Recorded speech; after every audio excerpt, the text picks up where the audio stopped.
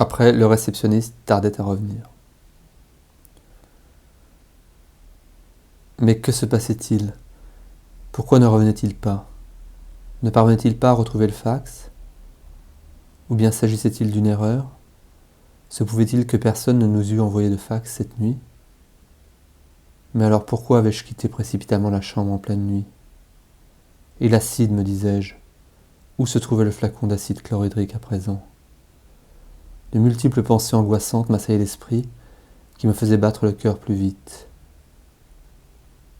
Le réceptionniste revint vers moi, imperturbable, et après une rapide vérification sur un grand registre en cuir noir, d'un geste stylé, il tendit le bras en direction du hall pour me dire que quelqu'un était déjà passé prendre le message avant moi. Quelqu'un?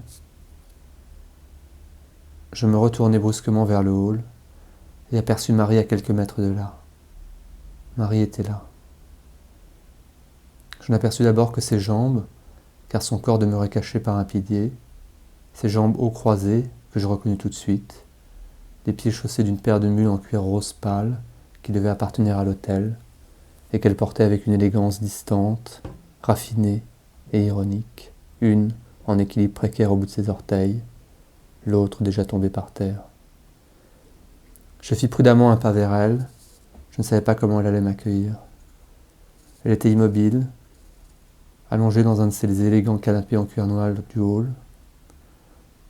Vas-y, reprends. Je la reprendrai. Non, mais une ligne avant. Oui, c'est ça.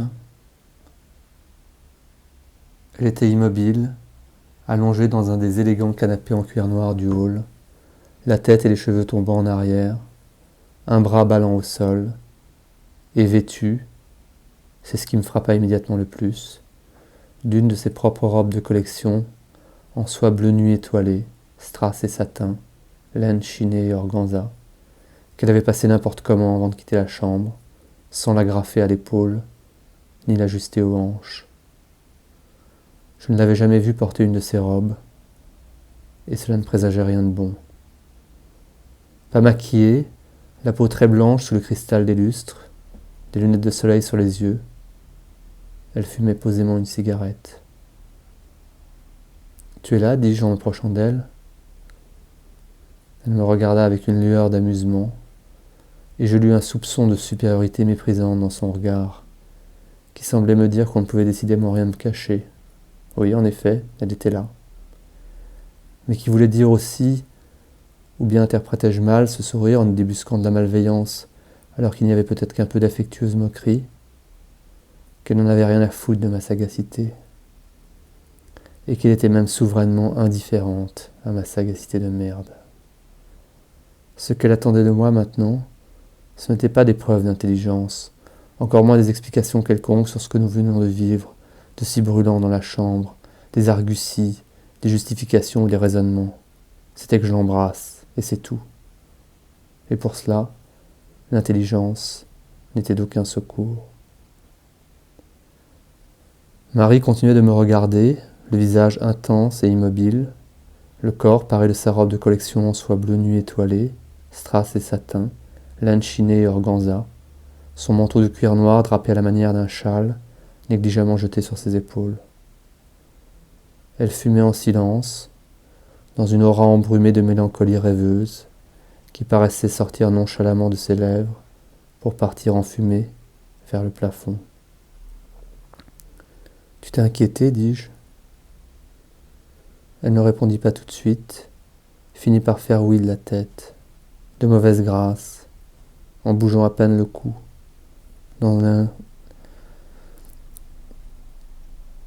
Elle ne répondit pas tout de suite, finit par faire oui de la tête, de mauvaise grâce, en bougeant à peine le cou, dans un léger tremblé des cheveux.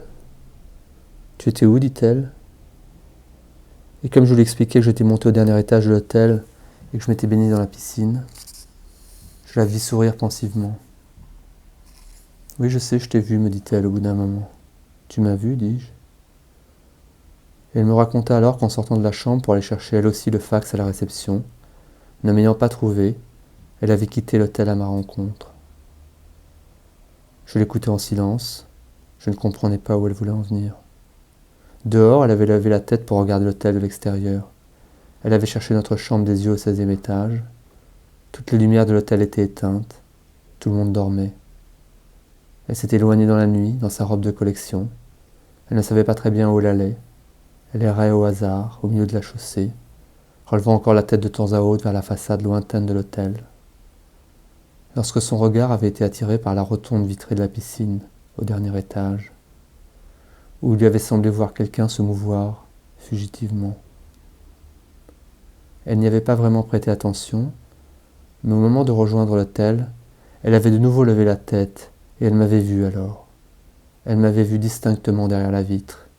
Elle était sûre que c'était moi, cette silhouette immobile dans la nuit, parmi les gratte-ciels illuminés.